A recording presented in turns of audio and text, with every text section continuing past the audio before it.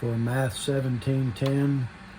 This is section 1.4 on quadratic equations, and these will be in one variable only.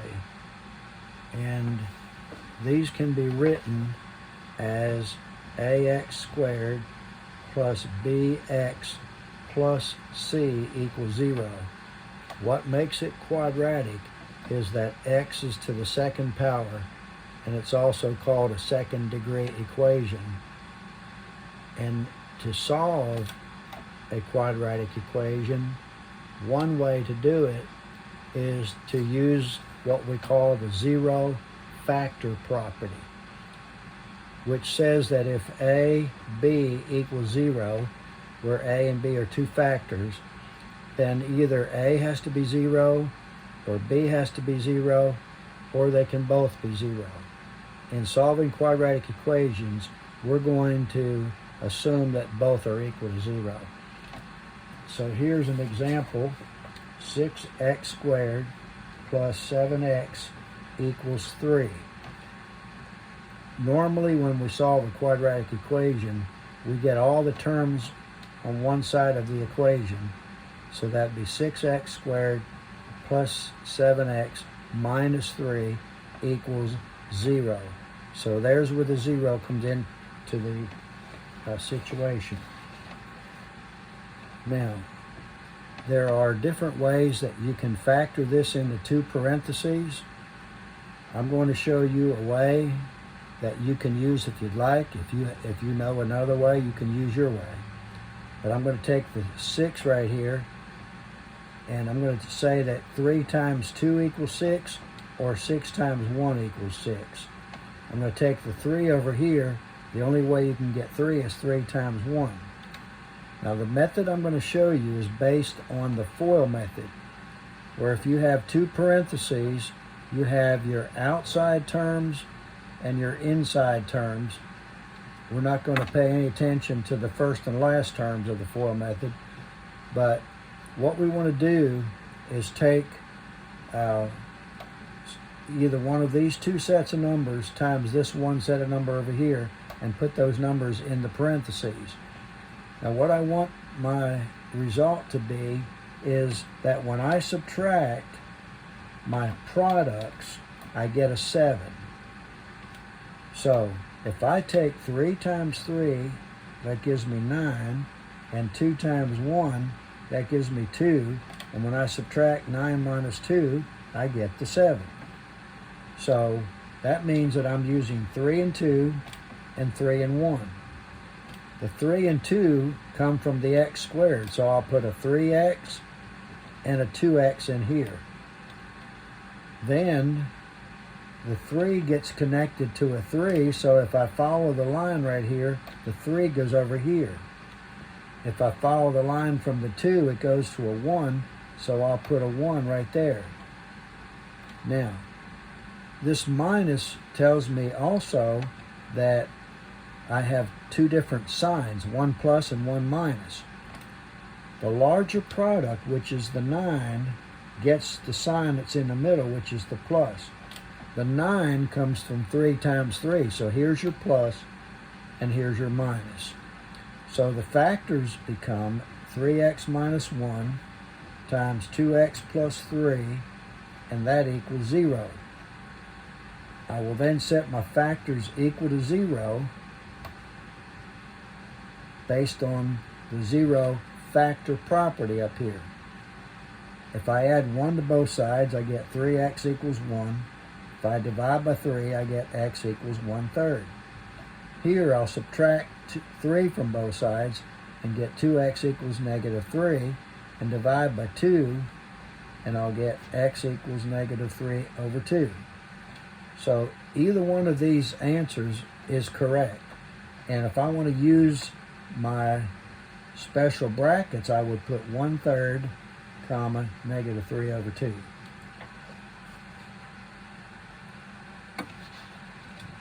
The next part of the lesson talks about solving quadratic equations using the square root property. In this case, there is no x term, There's only an x squared term and a number term. So here are some examples where we do it this way. Number 1, x squared equals 17. I'm going to take the square root of both sides. When I take the square root of a number, I use plus or minus, because positive square root of 17 or negative square root of 17 squared gives me 17. The square root of x squared is x. Here I get plus or minus the square root of 17. The square root of 17 does not come out evenly, so we normally leave it like that. We don't take the square root and get a decimal number. So my final answer is the square root of 17 and negative square root of 17 in my brackets, because plus or minus gives me positive here or negative here. Number 2 is x squared equals negative 25. If I take the square root of both sides, I get x equals plus or minus the square root of negative 25. Now, this square root of negative 25 can be separated into negative 1 and 25, because when I multiply these two together, I get the negative 25. This right here has a special value. It's called I, which represents the imaginary number. The square root of 25 is 5. So I have plus or minus I times 5. But normally we write it with the 5 in front of the I, so that gives me plus or minus 5i. So my final answer is 5i and negative 5i. Then there's one more example, which we'll do next, where you have x minus 4 parentheses squared equals 12. Again, I'll take the square root of both sides. When I take the square root of a parentheses squared, I get what's inside the parentheses. When I take the square root of over here, I get plus or minus the square root of 12. I copy down the left side like it is for now. I'm going to separate 12 into 4 times 3. 4 is the biggest number that goes into 12. That is what we call a square number, a number that can, the square root can be taken evenly. So this is x minus 4 equals plus or minus square root of 4 is 2. Square root of 3 doesn't come out even, so we leave it. Then we're going to add 4 to both sides, like so. And x will be, when we combine these two, we always put this number first, the 4, then the plus or minus term, 2 square root of 3. So my final answer is 4 plus 2 square root of 3 and 4 minus 2 square root of 3. And those go into special brackets.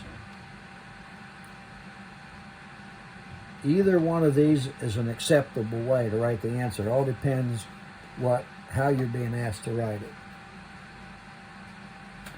All right, the next thing that we're going to look at is solving quadratic equations by another method called completing the square.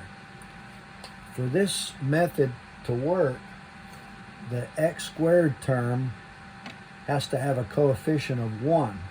If it doesn't, you divide all the terms by the coefficient in front of the x squared. So there are the steps in your notes. I'm going to apply those steps as we do the two examples. Number 6 says x squared minus 4x minus 14 equals 0. This method requires that you put the constant term on the right side of the equation, which is different from any of the other, with the first method that we did. So that'll be equal 14, x squared minus 4x equals 14. We now do this. We take 1/2 of the term, the x term, 1/2 of -4, and then we square it. Okay, we'll do this in steps. 1/2 of -4 is -2. It still needs to be squared.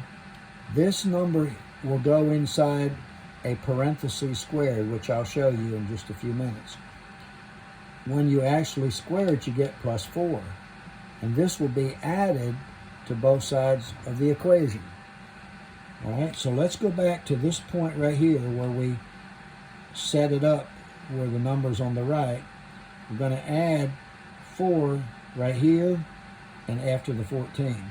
So that's x squared minus 4x plus 4 equals 14 plus 4.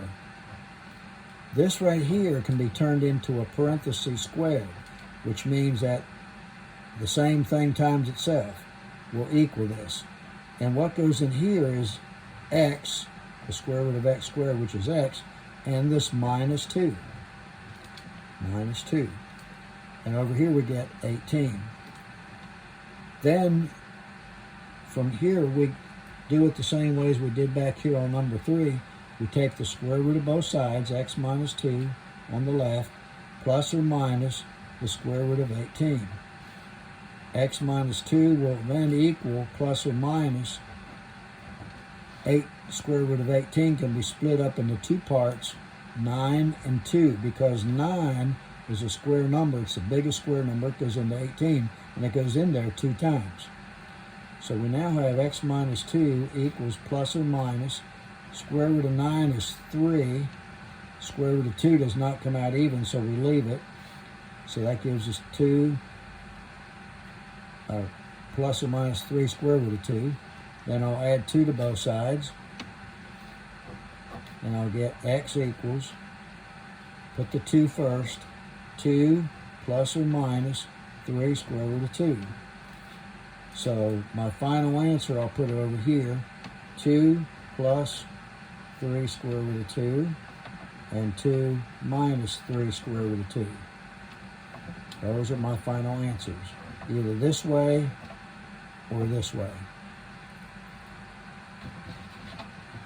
All right. Now we have another example, number 7, 9x squared minus 12x plus 9 equals 0. Notice we don't have a 1 here, so we have to divide all the terms by 9 to make it a 1. Divide everything by 9. So that'll give me 1x squared, which is what I want, minus 12 over 9. When you divide both of those numbers by 3, you get -4 over 3. We're reducing it. And here we have plus 1 equals 0. Then we take this number and put it on the other side to give me x squared minus 4/3 x equals -1. Then I'll take 1/2 of this number, 1/2 of -4/3, and then I'll square all of that. 1/2 of -4/3 is -2/3. And it still has to be squared, and that number will go inside the parentheses squared. And when we square it, we square the numerator and denominator, and we get plus 4 over 9. And this is what we add to both sides. So let's go back here to this point, and we'll add the 4 over 9 to both sides. X squared minus 4/3 x plus 4 over 9 equals -1 plus 4 over 9. Okay, this turns into a parenthesis squared, and what goes inside is x and -2/3. Over here, I have a fraction, so I'm going to turn this whole number into a fraction with 9 on the bottom. So that'll be -9 over 9 plus 4 over 9. I turned this into this so that I could combine the fractions with the same denominator. If I take the square root here, I get x minus 2/3. And here I get negative 5 over 9. Now oh, by the way, that's plus or minus the square root of that. Okay? So I'm going to now simplify what's on the right, plus or minus. I'm going to separate the numerator and denominator, square root of negative 5 over the square root of 9. I put the negative with the numerator. I don't put it with both, just one or the other, and normally you put it with the numerator. So I now have x minus 2/3 equals plus or minus. This square root of negative 5 is the same as square root of negative 1, square root of 5, and the square root of 9 is 3. Okay, so I now have x minus 2/3 equals plus or minus. This is an I, square root of 5, over 3. Some math books would tell you that you can leave it like that, or since they both have 3 in the denominator, I can combine the numerators and get x equals, oh I'm sorry, I need to add 2/3 to both sides before I do that. Add 2/3 to both sides. Then I'll get x equals, the 2/3 comes first, plus or minus I square root of 5, all that over 3. Or I can do x equals 2 plus or minus I square root of 5, the whole thing over 3 because both have a denominator of 3. I can also write that as 2 plus I square root of 5 over 3 and 2 minus I square root of 5 over 3 and put it in brackets so I can either have it this way or this way.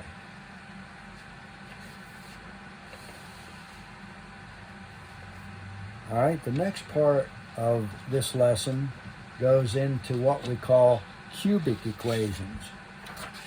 Cubic equations have x as its highest power to the third power. And what we're going to be looking at here is factoring a sum of difference of 2 cubes, or a sum of 2 cubes. We have a little formula here, a squared plus b cubed equals a plus b in the first parentheses, and then in the second parenthesis we square the a, get a squared. We multiply the two of them together and get ab, and then we square the second one, get b squared. It turns out that these two signs are always the same. These two signs are always opposite. So that means we have a minus, and this one's always plus.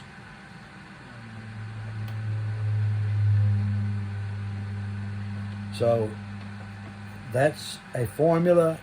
You need to be able to either refer to it or memorize it, whichever one you're able to do. I'm going to do some examples, but before I do that, notice the next part of the notes talks about this being minus, so that would make this one minus and this one plus and this one plus. So let's do the example number 2, x cubed plus 8 equals 0. That's the same as x cubed plus 2 cubed. So a is x and b is 2. So now I can factor that into x plus 2.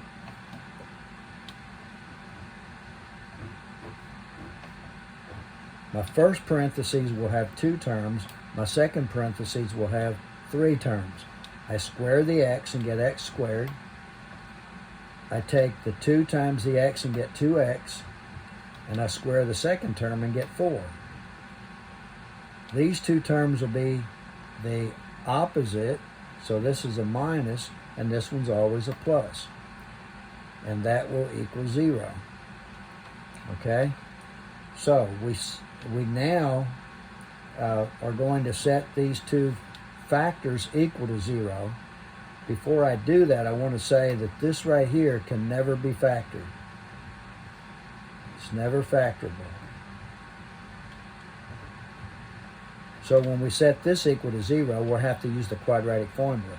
But when we set this one equal to 0, like that, we can just subtract 2 from both sides and get negative 2. Here, A is 1, B is negative 2, and C is 4 using the quadratic formula. So X will be negative B, which is negative 2, plus or minus 2 squared, which is 4, minus 4 times A, which is 1, and C, which is 4. And all that is over 2 times 1, which is A. So we now have X equals negative 2 plus or minus. Right here, I'm going to figure out what all that equals. That's 4 minus 16, which is negative 12. And the square root of that, all of that over 2. So I now have X equals negative 2 plus or minus.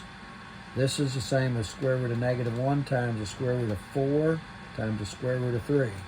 I put the negative as negative 1, the 12 is 4 and 3. And all that over 2. So I now have X equals negative 2 plus or minus. This is 2, and this is I. So that's 2I square root of 3, all that over 2. Now, if you look at this number, and this number, but not this number, nothing in the square root symbol, but if I can take some number in all three of those, I do it. So I can take 2 into both of that. Those will give me negative 1 plus or minus 1I square root of 3 over 1, which I don't have to write. So there's my final answer, or I could put it negative 1 plus I square root of 3, or negative 1 minus I square root of 3, and put it in brackets. So this way or this way. So there's 2 answers, and up here's a third answer. I need 3 answers because I have a to the third power, or x to the third power, actually. Okay?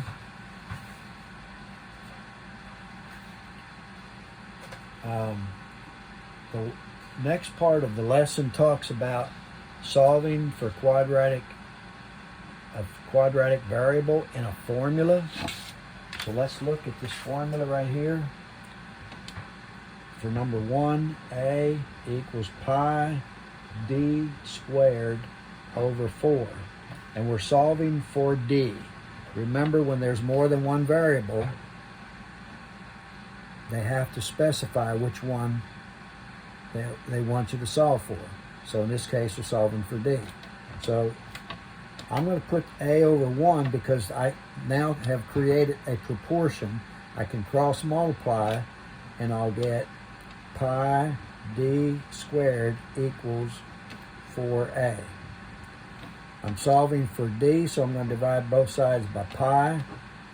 Pi happens to be a number. It's a number, it's a decimal, doesn't come out even, but it is a number. I can cancel the pi's, and I'll get d squared equals 4a over pi.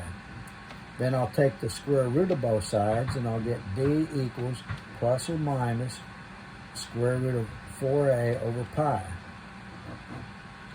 Okay? I can take the square root of this by separating the numerator and denominator, and I'll get 4a square root of that over square root of pi. The numerator can be separated into square root of 4 and the square root of a. The denominator I can't separate. I separate it because I know that square root of 4 comes out even, so I get d equals plus or minus 2 square root of a over square root of pi. Hopefully you are aware that answers cannot have square roots in the denominator. So I have to do something called rationalizing. I'm going to rationalize this expression. I do that normally by multiplying the numerator and denominator by what's ever in the denominator. So I'll get d equals plus or minus 2 square root of a over square root of pi times the square root of pi over the square root of pi. When I multiply by this right here, I'm not changing the value of it because this is the same as 1. When you multiply by 1, it doesn't change the value. So I now get d equals plus or minus 2 square root of a times pi, which is a pi, over the square root of pi times pi. When you multiply a square root times itself, the square root goes away, and so I just get pi in the denominator. So I can have my answer this way, or I can have plus or minus, well, let's say plus 2 square root of a pi over pi, or minus 2 square root of a pi over pi. So I can put it in my square brackets. So either this way or this way, depending on how you're asked to give the answer. All right, we have one more example, which is somewhat complicated, but if we use the quadratic formula, it will come out without a lot of trouble. RT squared minus ST equals K. We're solving for T. And we're going to use the quadratic formula. So we have to get the K on the left. So that's RT squared minus ST minus K equals 0. So look at this and this and this. That will, A will be R, B will be negative S, and K and C will be negative K. So I'm solving for T, so T will equal negative B plus or minus the square root of B squared minus 4AC over 2A. So that's T equals negative B would be positive S plus or minus B squared would be S squared minus 4 times A, which is R, and C, which is negative K. And that whole thing gets over 2 times R. Now I'm going to simplify inside the square root. S plus or minus S squared. Negative here makes plus 4RK. All that in square root over 2 times R. So we can have T, well, let's say S plus the square root of S squared plus 4RK